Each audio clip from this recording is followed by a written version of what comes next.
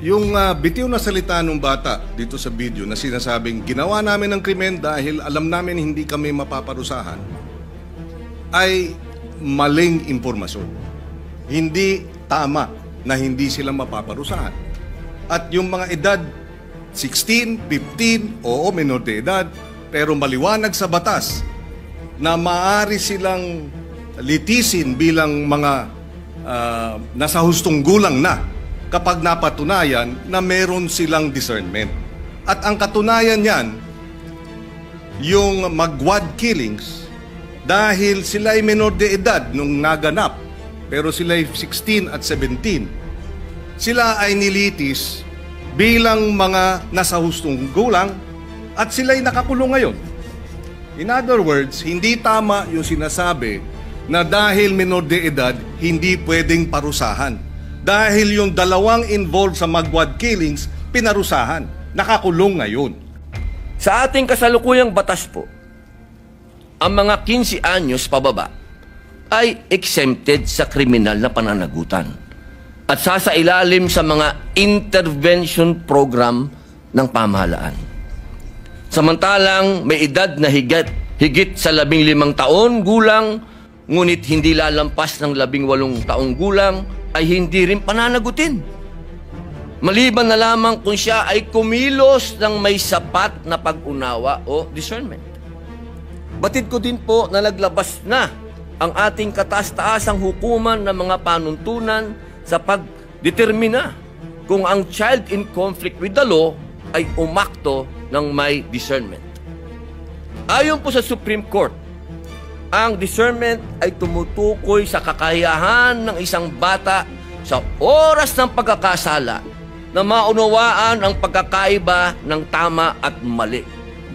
Kasama rin dito ang kakayahan ng minor de edad na malaman ang kahinatnan ng pagkakasala.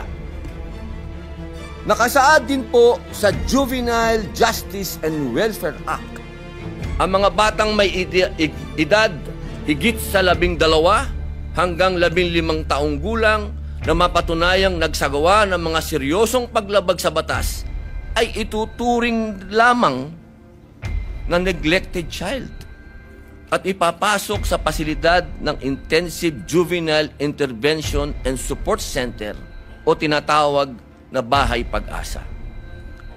Ginoong Tagapangulo, saganang akin lamang po naman, baka po napapanahon na upang muli nating bisitahin ang mga umiiral na batas tungkol po sa kriminal na pananagutan ng mga kabataan. Baka po ito ang panahon na upang magkaroon ng mas naaangkop na kahinatnan o consequences ang kanilang mga aksyon sa pamamagitan ng sistema ng hustisya sa ating lipunan. Batid ko po na iba't iba ang magiging reaksyon dito. Subalit sa tingin ko ay kailangan na nating suriin ang pagbababa ng edad ng kriminal sa pananagutan hanggang 10 taong gulang po. Pagdating sa karumal-dumal na krimen, inuulit ko po, kasi marami po akong nabasa, marami pong nagsalita, marami pong nagkwento, na lahat daw po ay in general, gusto ko daw po makulong ng mga bata. Hindi po. Alam niyo po mga kababayan, kung meron pong isang nakakaintindi patungkol sa criminal mind, wala na po sigurong gagaling pa sa akin dito dahil ex-convict ako Hindi ko po yung pinagyayabang. Pero ito pong sinasabi ko ay karanasan ko.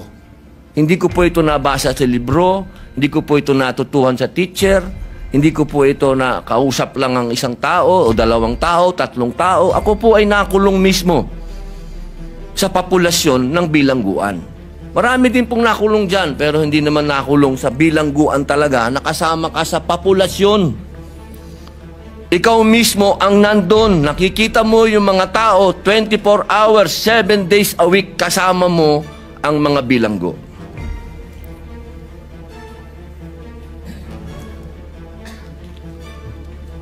Yan naman po ay kasabihan na dito sa atin. The experience is the best teacher. Yes, Mr. President, next to interpolate is Senator Francis Kiko Pangilinan, and that he be recognized. The main author of the Juvenile Delinquency Act, Senator Pangilinan. Ginoong Pangulo, bago po umpisa si Senator Kiko, gusto ko lamang po siyang batiin at siya na po ang chairman ng Constitutional Amendments and Revisions. At maraming salamat din sa dating chairman ng Constitutional Amendments Committee. Magandang araw sa kanila lahat. Kung maaari po bang magtanong ng ilang mga katanungan sa ating nagbigay ng kanyang privilege? Opo. Unang-una, nagpapasalamat tayo na ito'y naisiwalan ng ating kasamahan sa Senado, yung usapin ng Juvenile Justice Welfare Law of 2006 and amended noong 2013. Una sa lahat, tayo ay nakikiisa sa kanya sa usapin ng pangangailangan ng hustisya, lalo na sa mga naging biktima ng mga krimen o kaya mga kilos ng mga kabataang nasasangkot o minor de edad na nasasangkot sa criminal activities. Tama lang na dapat ang mga nagkasala ay nananagot. At marahil ay maraming kinakailangan ding liwanagin o linawin sa usapin nung ano nga ba ang tunay na mga probisyon o tunay na mga posibleng mga pag-implementa ng batas at ikumpara ito dun sa mga hindi tama o kaya disinformation.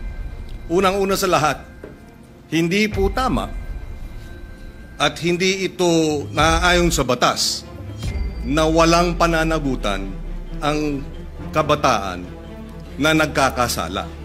Number 1. Number 2, hindi rin tama na ang nagkasala sa batas na menor de edad ay dapat pakawalan.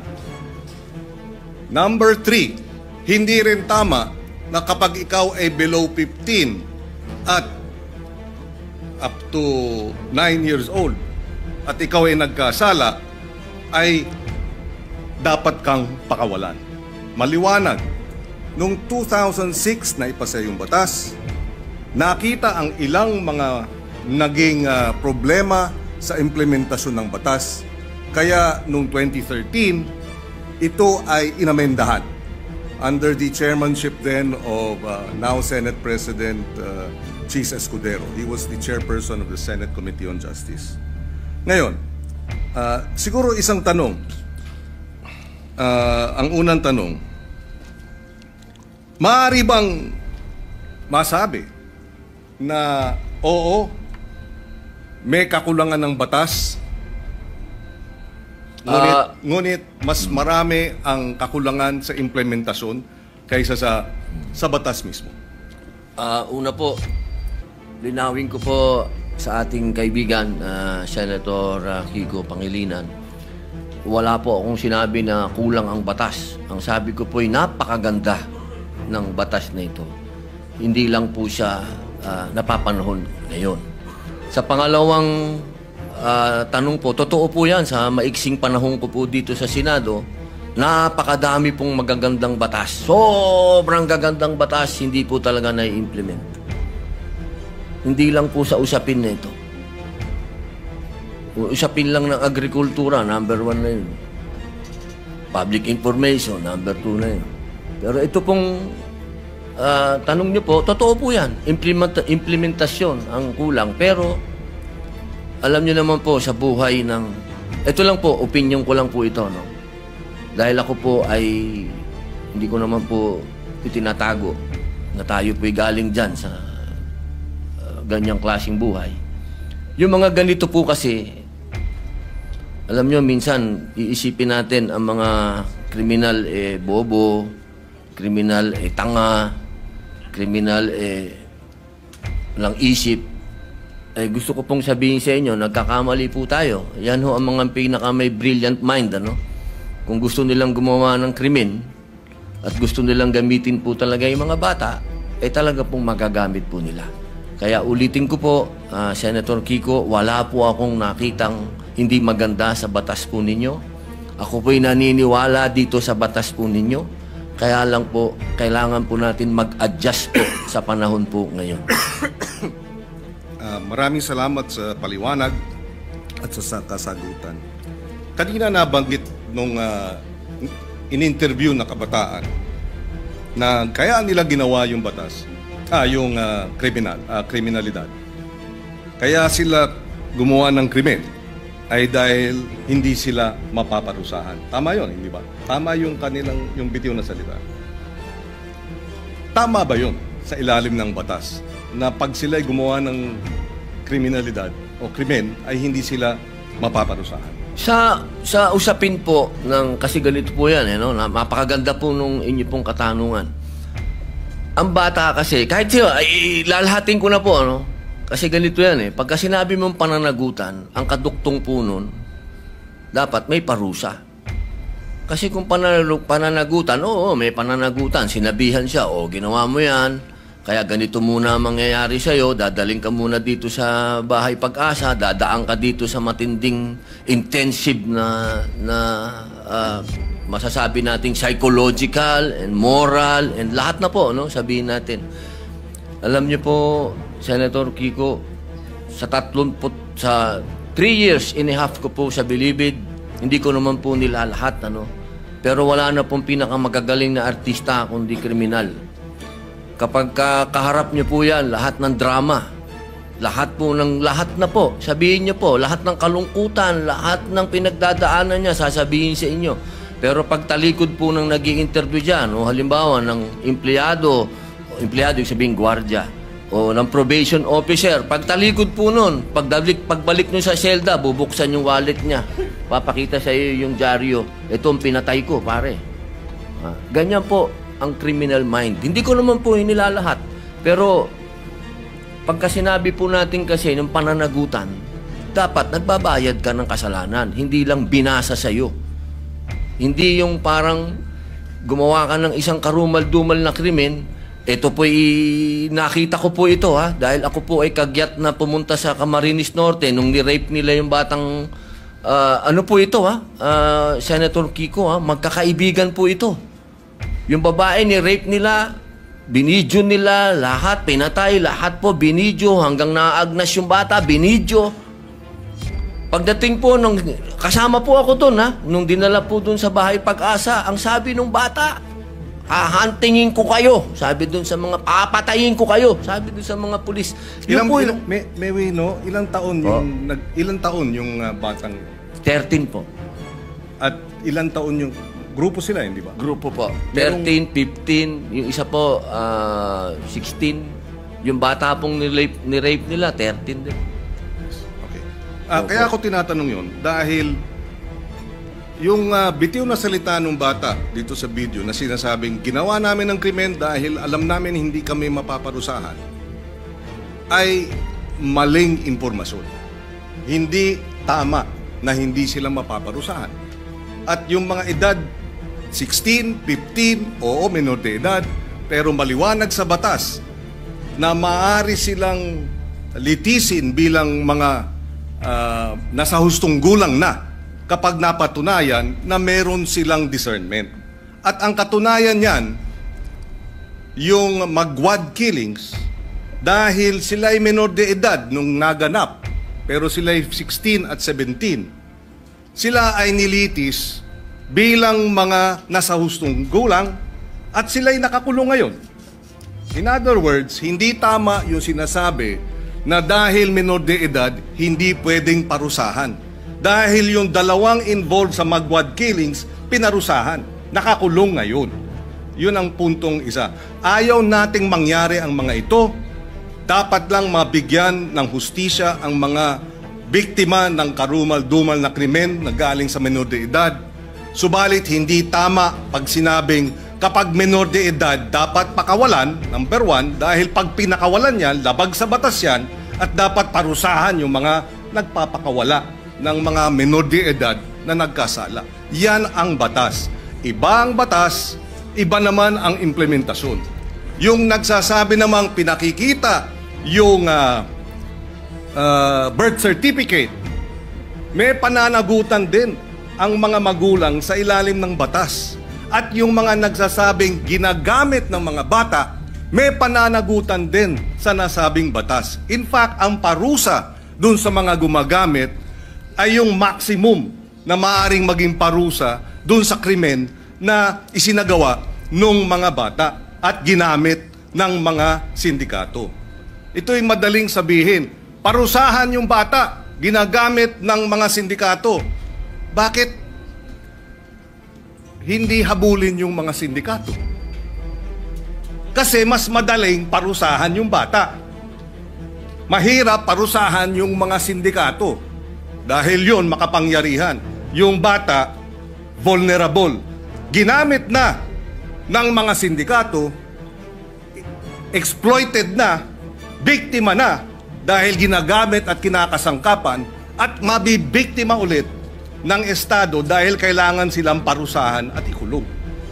Kaya kinakailangan marahil ay balansehin natin sa usapin ng unang-una, yun nga ba talaga ang sinasabi ng batas? Allow me to read some of the provisions. Parents shall be liable for damages unless they prove to the satisfaction of the court that they were exercising reasonable supervision over the child. Ibig sabihin, may pananagutan ang mga bata, ang mga magulang. Meron ding maliwanag na usapin. Pananagutan ng mga gumagamit sa bata, Section 20C. Any person who in the commission of a crime makes use, takes advantage of, or profits from the use of children, including any person who abuses his authority over the child, shall be,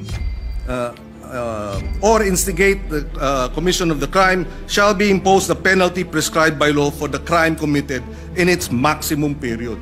So kung ginamit sa droga, maximum sentensya sa usapin ng illegal na droga ang ipapataw dun sa mga magulang o sa mga adults, sa mga sindikato na gumagamit sa mga bata. Again, ihiwalay natin yung implementasyon ng batas. Kung mayroong mga kakulungan, dapat managot sila. Pero iba naman ang batas mismo. Opo, katulad po ng sinabi ko kanina, wala po akong nakitang hindi maganda po sa batas po na ginawa po ninyo.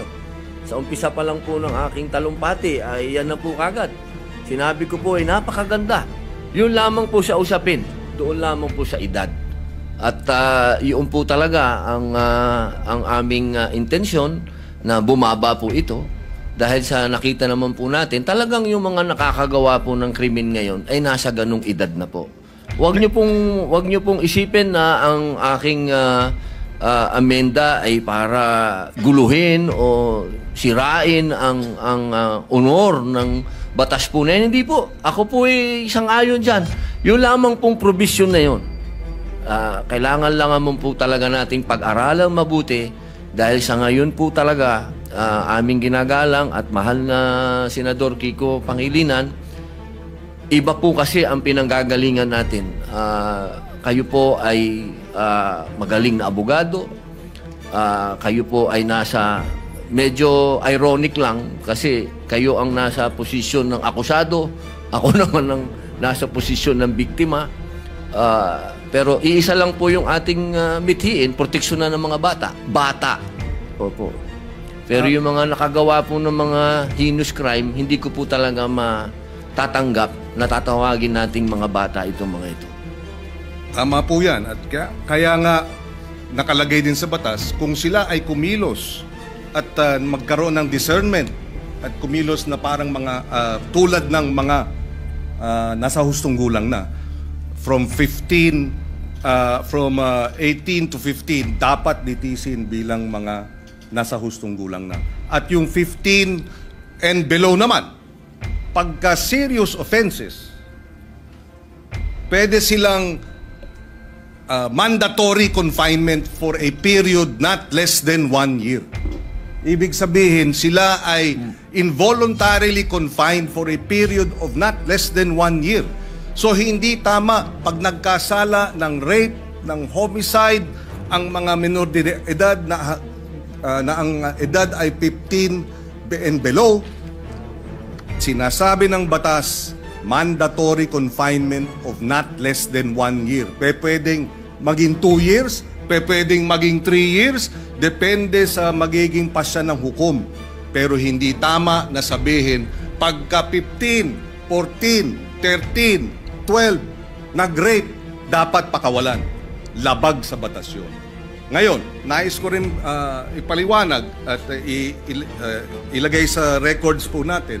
Narito si Senator Sherwin Gatchalian. Nung siya ay mayor, full implementation ng Juvenile Justice Welfare Law ang kanyang inimplementa. At naalala ko na 70%, if I remember right, nung mga nabigyan ng pangalawang pagkakataon dahil nagkasala na diversion program ay nanumbalik sa normal na buhay at nagkaroon na ng maayos na pamumuhay. In other words, nais din natin malaman pagdating sa committee hearing, dito sa batas na ito, ilan ang mga nakinabang at nagkaroon ng pangalawang pagkakataon at nagbago ng buhay. Dahil yun naman ang kabila nung sinasabing benepisyo at kahalagahan ng batas na ito. Dahil kung wala ang batas na ito, lahat ng mga nagkasala diretso sa kulungan kahit 9 years old at isasama sa mga hardened criminals. Pero dahil sa batas na ito, hindi na hinahalo sa hardened criminals, sila ay inilagay sa isang diversion program. And Senator Win Gatchalian, in fact, I remember during the debates in his first term, was supportive of adding budgetary support for the full implementation of this law. Kaya we welcome this opportunity to debate this dahil dalawa ang punto rito. Merong mga biktima na dapat talagang tugunan at bigyan ng suporta dahil sila ay biktima ng mga nagkasalang minor de edad. In fact, on record, may pananagutan ang DSWD sa mga pamilya ng biktima. Nakalagay yan sa batas na kinakailangan bigyan ng assistance, counseling ng DSWD ang pamilya, kamag-anakan ng mga naging biktima ng karumal-dumal na krimen at iba pang mga kriminalidad na kilos ng mga minor de edad. And therefore, we welcome this opportunity na magkaroon talaga ng diskusyon, makita ang maganda sa batas, makita ang kakulangan sa implementasyon, at tingnan din natin itong usapin ng lowering of the age. Ako, ang punto ko, palagay ko, masyadong mababa ang 10 years old. Although even if you're 10 years old, again, uulitin ko, at ikaw ay nag-commit ng rape, minimum 1 year mandatory confinement. Pwedeng ma-extend dahil yan naman ang sinasabi ng batas. Ako po ay naliligayahan sapagkat kayo po ay bukas sa debate at pagdiskusyonan. Yan naman po yung lagi naman natin dito yan sa Senado. Tayo'y open sa kahit anong amendment, sa kahit anong gusto nyo pong gawin. Ang kailangan lang po natin talaga, katulad po nung sinabi ng aking talumpati kanina, kailangan po itong marinig, kailangan itong pag-usapan, kailangan ang mga biktima ay marinig din sa komite. Kung ito po ay pag-uusapan na sa komite ni Senator Alan Peter Cayetano, mas maganda din po na marinig din sila. Alam nyo, mahal na kaibigan, Senador Kiko Pangilinan, yung pagkakataon na ang kabataan po natin sa ngayon, kapag sila ay nakita nila kasi na tayo easy-easy lang. At alam naman natin na kayo po mismo ang nagsabi, may problema sa implementasyon at napanood pa nila ngayon yan. Nako, lalo na naman lalakas po ang mga loob ng mga sindikatong bata. Ako po'y kaninang-kanina, habang nag-uusap po kami ng aking legis, sabi ko sa kanila kanina, alam niyo kung yung mga brilliant mind na mga criminal minds na yan, kung ito ay kanilang i-exploit, talagang mag-aalaga ka talaga ng mga batang wala na sa kanilang pag-iisip. Ito lang pong pagpapababa natin ng edad, ito po ay kailangan meron din tayong ganong warning na sana po buksan din po natin ang isip natin sa usapin ng kailangan na. Hindi po wala kang kailanman nasasabihin sa inyong ako'y kontra sa mga bata o hindi. Doon lang ako sa karumal-dumal, doon lang ako sa hinus. Doon lang ako sa hindi masikmura. Ako na to, ako na po ito. Hindi ko masikmura. Si Robin na po ako, Nakita ko na ang worst of the worst. Sabihin nyo na. Pero ako hindi ko masikmura. Yun lang po ang punto ko. Wala ako ditong, kahit kailan wala ako ditong kinokontrang personal o wala. Ako kung ano lang ang nasa kalsada, kung ano lang ang nasa 8% ng ating mga taong bayan, kung ano ang nararanasan ng mga naghihikahos sa mga lugar na ang kahirapan po talaga at ang mga kalukuhan at ang mga nandyan na ho talaga. Ito po inilalatag ko sa inyo. Ako na po yung boses niyan. Kahit po sa sinasabi natin, makukulong yan, madadala doon. Alam nyo, ang isa ho dapat natin pinag-uusapan kung magkakaroon tayo talaga ng youth detention center. Kasi ako po talaga, patawarin nyo po ako, kung itong mga gumagawa ng ganitong kasalanan, hindi po yan pwedeng hindi mangulungan. At sinasabi nyo po, nandyan sa batas nyo yan, naniniwala po ako na dapat silang mangulungan talaga. Ang problema, hindi po nangyayari. Hindi po talaga. At yaan po ang nangyayari sa ground. Narinig nyo naman po ang sinabi din ng ating kasama ni si Senator Raffy, talaga pong may problema sa implementasyon. Kaya sana po kapag tayo po'y nag-hearing, nag-usap-usap, wag po nating isipin na yung batas po ninyo ay hindi po, never ko po yung gagawin, sir. Never. Ako po, gusto ko po magtulungan po tayo para masaayos po natin kung ano ang future ng ating mga kabataan. Kung saan ang direksyon po nila. Katulad po ninyo ako, sumasama po ako sa inyo. Yun lamang po, ang dala ko po sa inyo ay point of view ng ibang naratibo naman. Naratibo po yan ng isang taong nakulong. Nakita ko, mga mata ko, ako po mismo, nung binanggit na ni Senator Bato, kanina, yung patungkol sa mga akyat bahay. Hindi naman po ako naging akyat bahay, pero pag nabasa nyo po yung aking biography, nakita nyo po yan. Talagang nagamit po tayo. Talaga ng mga sindikato. Nung ako'y bata. Kaya alam ko po ang pasikot-sikot talaga ng mentalidad na to. Kaya sana po, sa usapin na yon, makinig din po kayo sa akin. Total, malinaw naman po na tayo po ay binigyan ng pahintulot ng konstitusyon. Ang sabi, hindi naman lahat pwede kayo abogado dyan. May iba't iba kayong pwedeng magsasaka, pwedeng artista, pwedeng ex-convict. Dahil naniniwala ang saligang batas na lahat po tayo ay may mako-contribute dito sa plenaryo na to, dito sa institusyon na to. At ito po ang aking pinaniniwalaan. Ito po siguro ang magiging contribution ko sa inyo. Nasabihin po sa inyo kung ano talaga ang estado ng ating criminal minds. Kasi talaga po yan, talaga po Wala na po tayong magagawa. Tanggapin na natin na nandito yan at paano natin naharapin. Sabi nga po, oo, pwedeng maging deterrent, pwedeng hindi. Ang kailangan lang po talaga ay malinawan natin na may parusa. At sabi naman nyo, sa batas ninyo, malinaw ang parusa. Ang problema po, hindi yan ang nangyayari sa ground. Kaya kailangan po talaga nating revisahin. Kailangan po natin talagang pag-usapan. Kailangan po nating upuan. Kailangan natin itong pag-usapan ngayon na. Huwag nating i-delay. Ang hinihiling po natin, mag-hearing na. Pag-usapan na po ito dahil nangyayari na po natin. Dahil kailan lang yung rape doon sa Quezon City na pinatay yung bata na 8 years old. Ngayon may kinukwento si General Bato po, si Senator Bato na may pinatay lang na pinasok doon sa bahay. Scholar, sinaksak. So, sunod-sunod na po ito, sir. Yun lang po akin na sana ito pong sinabi po ninyo na tatanggapin nyo po lahat. Pag-usapan na po natin sa hearing at dito po sa entablado at magkasundo na po tayo para yung taong bayan po, alam nyo naman po, siguro naman naniniwala naman po ako na pwede tayong mag-meet sa gitna. Pag-usapan natin to. Wala naman pong hindi nakukuha sa pag-uusap.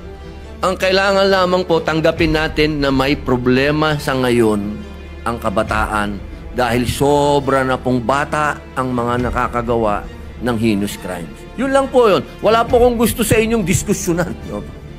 Kami nagpapasalamat na nabanggit ni Senator Padilla itong usapin nga ng nariyan sa batas na dapat may parusa angkop sa pagiging menor de edad. At meron naman talaga. Pwede talagang manatiling confined involuntarily, mandatory confinement for many years. 2-3 years pwede yan kung ikaw nagkasala bilang menor de edad. At nabanggit din niya, pero hindi ito ang nangyayari sa baba. So baka ang problema ay sa halip na amendahan yung batas, ipatupad ng tama yung batas. Pero ganun pa man, pakikinggan natin ang magkabilang panig. Ako'y naniniwala na ang kakulangan talaga is the implementation of the law rather than amending the law. Dahil pagka na-implementa ng tama, within 24 hours ng report, dapat ang batang involved sa serious offenses ay idadala na para sa mandatory confinement. Mabilis ang hinihiling ng batas na kilos ng gobyerno. Pag hindi ginawa yan, hindi yan problema ng batas, problema ng implementasyon. Kaya tayo ay bukas makinig, tayo ay bukas dun sa mga minumungkahi, pero ang ating paniwala, ang ating obserbasyon ay mukhang may kakulangan hindi sa batas kung hindi sa implementasyon niya ito. Dahil uulitin ko, yung mga 12 to 15 na nag-serious offenses, hindi dapat pinapakawala yan at mayroong parusang angkop sa edad nila at maaari silang manatiling naka-confine involuntarily. Ibig sabihin, wala silang karapatang lumabas. Their liberties are limited